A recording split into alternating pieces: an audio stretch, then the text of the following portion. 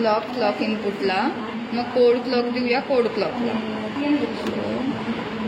Clock गेला code क्लॉकला, then data clock देऊ data क्लॉकला इकडे,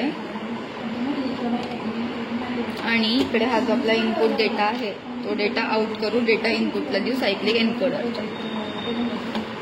झालं.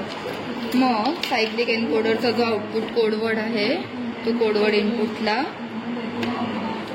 आणि एरर जनरेट करण्यासाठी 1 to 1 सगळे द्यायचे.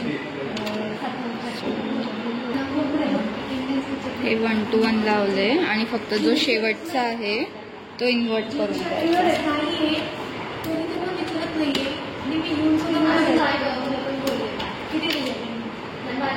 इन्व्हर्ट करून इकडे दिलं.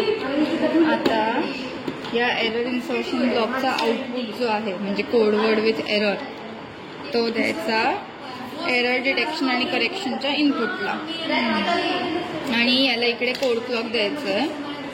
सो हे इथे कोड क्लॉक दिलेला आहे आपल्याला, तेच आपण परत इकडे देतो code clock. Then output of this error detection आणि करेक्शन जो आहे तो देऊया आपण डिकोडरला इनपुट म्हणून. याचा आउटपुट आपलं फायनल आउटपुट आहे, आणि याला देऊया क्लॉक डेटा क्लॉक. डेटा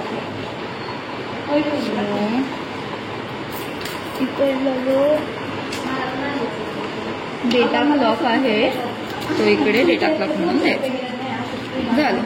आणि हे दोन आउटपुट्स मॅच. Channel 1, channel 2,